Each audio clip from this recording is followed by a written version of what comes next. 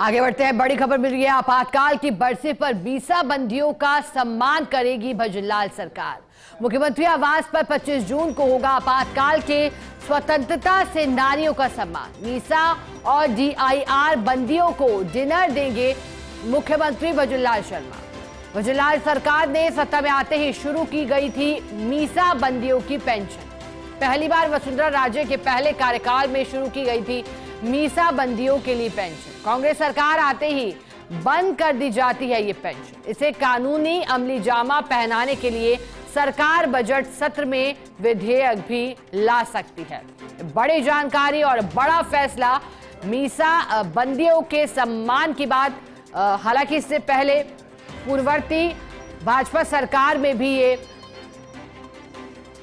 Pension रही थी, लेकिन फिर कांग्रेस कार्यकाल में इसे बंद कर दिया गया था। और ऐसे में ताकि सरकार बंद इसे ना करे, भविष्य में भी इसको ध्यान में रखते हुए विधेयक लाने की भी तैयारी। हमारे साथ एसोसिएट एडिटर पंकज सोनी जुड़े हैं। पंकज जी, ये बेहद महत्वपूर्ण है आपातकाल की बरसी पर मीसा बंदियों के सम्मान की तैयारी। बताइएगा, जो बड़ा फैसला लिया गया है मुख्यमंत्री की ओर से, क्या मायने इस फैसले के?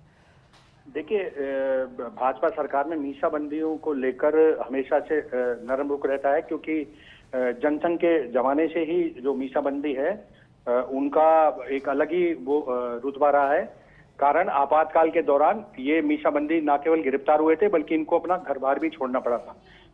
कांग्रेस और बीजेपी में इस मीसा बंदियों को लेकर लगातार खींचतानी चलती है। वसुंधरा राजे की जब पहली बार सरकार बनी थी, जब मीसा बंदियों के लिए राज्य सरकार ने पेंशन शुरू की थी, जिसे हर बार कांग्रेस सरकार ने आके बंद कर दिया। अब जब भजनलाल सरकार बनी है, तब उन्होंने आते ही सबसे पहले कैबिनेट में निर्णय लिया कि मीसा बंदियों की पेंशन दोबारा से शुरू की जाएगी। साथ ही इसे कानूनी जामा पहनाने के लिए इस बजट सत्र में मीसा बंदी पेंशन को लेकर एक विधेयक भी पारित किया जाएगा। उस विधेयक के पारित होने के बाद ये जो पेंशन बंद होती है, बार बार बंद होने का खेल समाप्त कर दिया जाएगा। वहीं सरकार मीसा बंदियों के प्रति अपनी कृतज्ञता जताने के लिए 25 जून को एक बड़ा कार्यक्रम भी आयोजित करने जा रही है, जिसमें मुख्यमंत्री भजनलाल खुद मौजूद रहेंगे। और जो मीसा बंदी है प्रदेश भर के, उसमें उनको आमंत्रित किया गया है। उनके सम्मान में न केवल भोज दिया जाएगा, बल्कि उन्हें लेकर कई और तरह की घोषणाएं भी मुख्यमंत्री भजनलाल शर्मा खुद कर सकते हैं। ये कार्यक्रम मुख्यमंत्री निवास पे आयोजित किया जाएगा। कुल मिला के देखें तो बीजेपी का ये बेहद ही वैचारिक मुद्दा है, जिसको लेकर भाजपा एग्रेसिव रहती आई है। और क्योंकि अब प्रदेश में भाजपा सरकार है, तो मीसा बंदियों को लेकर कुछ और नई घोषणा बीजेपी सरकार, भजनलाल सरकार कर सकती है। जी शिखा। अब ऐसे में पंकज जी, क्योंकि आप बता रहे हैं कुछ और घोषणाएं की भी राह खुली है, क्या लगता है और कौन कौन सी अन्य योजना ला सकती है? क्योंकि पेंशन की बात तो पहले ही हो रही है।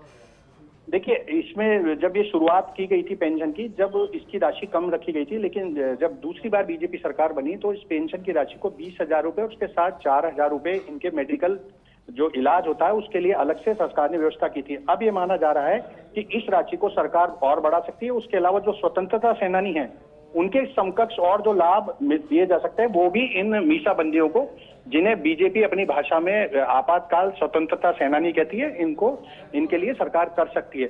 और ये माना जा रहा है क्योंकि 25 जून को आपातकाल की जो हर बार जो वो मनाई वर्षगांठ बीजेपी के द्वारा मनाई जाती है, ये बताने के लिए कि देश में इस तरह का एक काला अध्याय भी लिखा गया था।